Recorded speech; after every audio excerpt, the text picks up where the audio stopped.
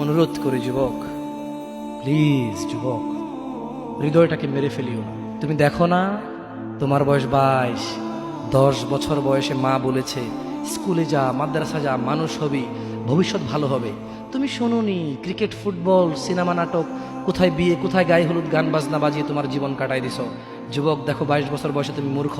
তোমার পাশের বন্ধু পাইলট স্কুলে পড়ে, হ্যাঁ 10টা টিউশনি পড়ায়, 30,000 টাকাও কামায়। হ্যাঁ, তুমি যাকে বিয়ের প্রস্তাব দিচ্ছ কেউ রাজি নাই, ওর জন্য 5টা ঘর আসে, ওর মা বলছে এখনো ছোট, আরো পড়াশোনা করুক, আর তুমি বিয়ের জন্য হন্য হয়ে খুঁজতেছ। কোনো রিক্সাওয়ালাও তোমাকে মেয়ে দিতে রাজি। তুমি দেখো 10 বছর 15 বছর বয়সে যদি মায়ের ওই কথা মেনে নিতা, তাহলে তুমি আজকে উপকৃত থাকতা। আমি জামশেদ মজুমদার 27 বছর বয়সে এসে তোমাকে বলছি তুমি গান বাজনা ছেড়ে দাও। ইনশাআল্লাহ 60 বছর পরে মারা গেলে, 30 বছর পরে মারা গেলে, 70 বছর পরে মারা গেলে ওই উপকৃত হবা। আর তা না হলে এই গান বাজনার সাথে তুমি তোমাকে ধ্বংস করে দিচ্ছ।